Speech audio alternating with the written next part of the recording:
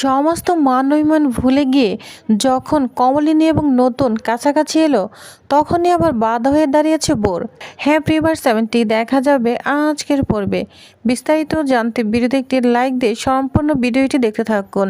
গল্পের শুরুতেই আমরা দেখতে পাবো নতুন কমলিনীকে জড়িয়ে ধরে আছে আর বলছে, কমলিনী আমি তোমাকে অনেক ভালোবাসি। কমলিনী তখন বলে, শোনো, ভালোবাসো এটা বারে বারে বলার কি আছে? যে যাকে ভালোবাসে সে মন থেকে সে ঠিকই বুঝতে পারে, এত বারবার বলতে হয় না। নতুন তখন বলে, আচ্ছা কমলিনী তুমি কি আমাকে সন্দেহ করছো? কমলিনী বলে, না না, তোমাকে আমি কেন সন্দেহ করব? তুমি কি সন্দেহ করার মতো কিছু করেছো? নতুন তখন উত্তর দেয়, বলছে না, তবু মনে হলো তুমি আমাকে সন্দেহ করছো। আচ্ছা কমলিনী, অন্যের দায় কিন্তু আমার নয়। কমলিনী তখন বলে, কার দায়? নতুন তখন বলতে থাকে, ওই যে ভোর বলে মেয়েটা, ও না প্রপারলি ঠিক মতো কথা বলতে পারে না। কমলিনী বলে, কেন? ঠিকই তো সুন্দরভাবে কথা বলছে। নতুন তখন বলে, না, এই যে মেয়েটি চা নিয়ে যেভাবে সবার সামনে প্রেস করছে না, এটা আমার কাছে খুব অস্বস্তি লাগছে। ও জানো তো প্রায় এই সময় এই কাজগুলো করছে, যা আমাকে অস্বস্তিতে ফেলে দিয়েছে। কমলিনী তখন বলে, না না, বাইরের মানুষ যখন তোমাকে অন্যভাবে জানে, কিন্তু আমি তখন ওটা বুঝতে পারি না, কারণ ঘরে তো তোমাকে আমি অনেক সময় বলেছি যে চা করে দিব কিনা, তুমি তো চাতে কোনো ইন্টারেস্ট পাও না, এটাই বলেছ। তখন একটু খারাপ লাগে যে আমি ঘরের মানুষে যেটা জানি না, বাইরের মানুষ তোমাকে অন্যভাবে জানে। নতুন তখন কমলিনীর কাছে গিয়ে বলতে থাকে, শোনো, চা খাওয়ার ইন্টারেস্ট না আমার এখনও নেই, তবে ওই যে সবাই মিলে কথা বলতে বলতে একটু খাওয়া হয় আর কি। কমলিনী তখন বলে, ভোর মেয়েটা কিন্তু তোমার মেধার সঙ্গে অনেকটাই মিলে যায়। নতুন তখন বলে, কই আমি তো বুঝতে পারলাম না। কমলিনী তখন বলে, তুমি বুঝতে পারোনি আর আমি বুঝতে পারবো না সেটা তো নয়, তাই না? এইটুকু তো আমি বুঝতেই পারি, কারণ কে কার সাথে স্বাচ্ছন্দ্যভাবে কথা বলতে পারে এটুকু তো আমি বুঝতেই পারি। আর তুমি এ ধরনের কথা এইবারই কার সাথেই বা স্বাচ্ছন্দ্যভাবে কথা বলতে পারো, তাই না? নতুন তখন বলে, শোনো, অফিসের কাজকর্মের কথা কি বাড়িতে বলার কথা? অফিসে তো আমার কাজকর্মের কথা হয়, রিচার্জের সব ধরনের কথা, যেটা তো বাড়িতে বলা যায় না, তাই না? বাড়িতে তো কথা বলা হয় ব্যক্তিগত কথা। নতুন তখন বলে, জানো তো, সব কিছু মিলে তারপর আমার মনে হয় তোমার মনের মধ্যে কোনো একটা ফাঁকা জায়গা রয়ে গিয়েছে। নতুন তখন বলে, ফাঁকা জায়গা? কিরকম ফাঁকা জায়গা কমলিনী?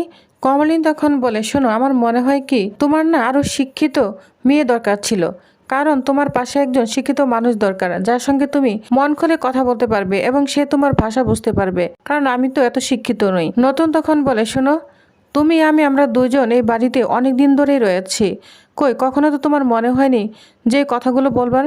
এই কথাগুলো বলা তোমার দরকার ছিল, আর এখন কেন এই বয়সে এসে কথাগুলি বলছো? কমলিনী তখন বলে, আমার মনে হচ্ছে তাই বলছি। তোমার পাশে না তোমার মতো একটা শিক্ষিত মানুষ দরকার ছিল, আমি তো অত শিক্ষিত নই। নতুন তখন বলে, শোনো, একটা মানুষকে বোঝার জন্য শিক্ষিত হওয়ার কোনো দরকার নেই, আর শিক্ষিত হওয়ার জন্য কোনো যোগ্যতাও দরকার হয় না। শিক্ষিত দিয়ে যোগ্যতার মাপকাঠি বিচার করা যায় না, বুঝতে পেরেছো? অন্ততপক্ষে স্বামীর কাছে তো নয়, স্বামীর কাছে তার স্ত্রী তার কাছে পারফেক্ট, আর তাছাড়া আমার জন্য তুমিই পারফেক্ট, বুঝতে পেরেছ? হ্যাঁ, কিছু কিছু কথা আজকাল উঠে এসেছে যেটা তোমার জন্য কষ্টকর হয়ে উঠেছে, আমি বুঝতে পেরেছি। এইসব কথাগুলো তোমার মনকে অনেক কষ্ট দিয়েছে, আমি নিজেকে তোমার জায়গায় প্লেস করে দেখেছি। অন্য কেউ যদি এই কথাগুলো বলতো আমার অনেক খারাপ লাগতো, আর তোমার খারাপ লাগাটা কোনো অস্বাভাবিক কিছু নয়। কমলিনী তখন বলে, কই তোমার তো খারাপ লাগছে না। আমার খারাপ লাগছে বলে তুমি প্রতিবাদ করছো, তোমার খারাপ লাগছে বলে তুমি কিন্তু প্রতিবাদ করছো না, তাই এরকম ফিল না আমি এখন পর্যন্ত তোমার মধ্যে অনুভব করিনি। নতুন তখন বলে, এটা না সম্পূর্ণই তোমার ভুল ধারণা, কারণ আমি ভোরকে এত গুরুত্ব দেই না। ও হচ্ছে অল্প বেশি একটা মেয়ে, ম্যাচিউরড না, এজন্য সবার সামনে অনেক কিছুই বলে ফেলে। এর জন্য যে আমাকে গুরুত্ব দিতে হবে এমন তো কোনো কথা নয়।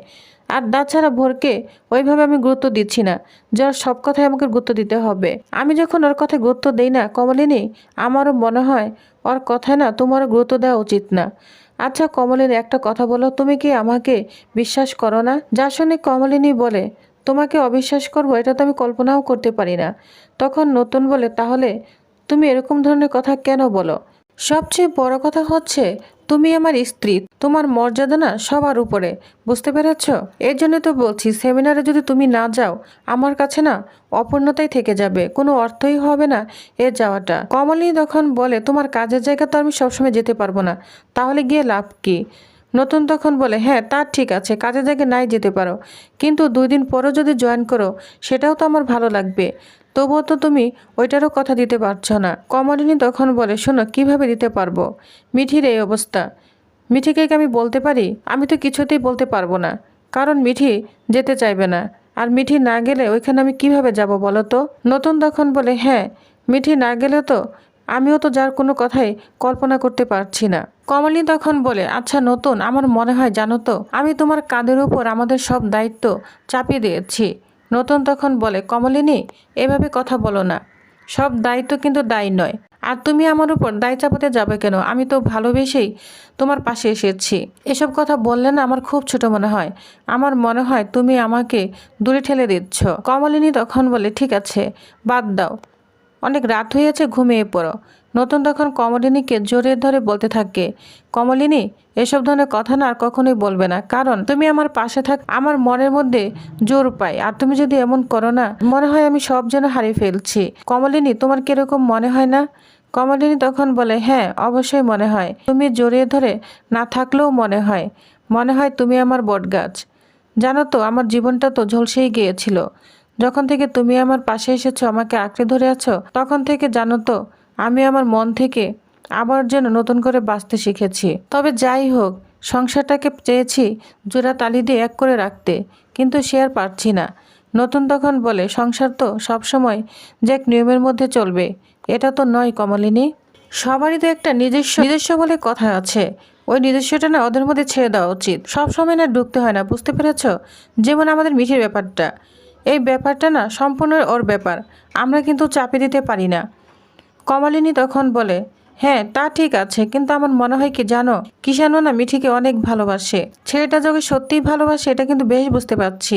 এই জন্য আমার মনে হয় জানো তো, কখনো মিঠির মনে হয় কিষানোর কাছে যাওয়া উচিত। আমার বলতে ইচ্ছে করে মিঠিকে, কিন্তু আমি বলতে ভয় পাই, যদিও আমাকে ভুল বোঝে, যদিও বলে যে আমরা ওকে তাড়িয়ে দিতে চাচ্ছি, ও আমাদের কাছে বোঝা হয়ে গিয়েছে, এই জন্যে জানো তো বলি না। নতুন তখন বলে, শুধু ভালোবাসলেই তো হয় না, সম্মান থাকা উচিত। ভালোবাসার পাশে সম্মান থাকাটাও জরুরি, জানো তো? এই যে আমাকে দেখো, আমি তোমাকে অনেক ভালোবাসি। আমার কাছে সব থেকে প্রথম হচ্ছে তুমিই আমার সব কিছু। তোমার বাইরে আর কোনো কিছু আমার কাছে নেই। এই জন্য তো বাইরের কাজকর্মের কথা, বাইরে যত ঝামেলা আছে আমি বাড়িতে বলি না, তোমাকে সব কিছু থেকে আড়াল করতে চাই। এই জন্য বাইরে কোনো কথা না তোমাকে কষ্ট দেয় এরকম কিছু বলতে চাই না। আর তোমাকেই বলবো, কারো কোনো কথায় তুমি কষ্ট পাবে না। এই মানুষটা না তোমার জন্য সব সময় অপেক্ষা করেছে, কারো কোনো কথায় না কোনো কষ্ট পাবে না। এই যে আমি তোমার জন্য সব কিছু করতে পারি। তবে জানো তো, মাঝে মাঝে মনে হয় অনেক স্বপ্ন তোমাকে নিয়ে দেখি। কমলিনী তখন বলে, কি স্বপ্ন দেখো? নতুন তখন বলে, এই যে অনেক কিছুই, যেগুলো এখন আর বলা না মানেই হয় না।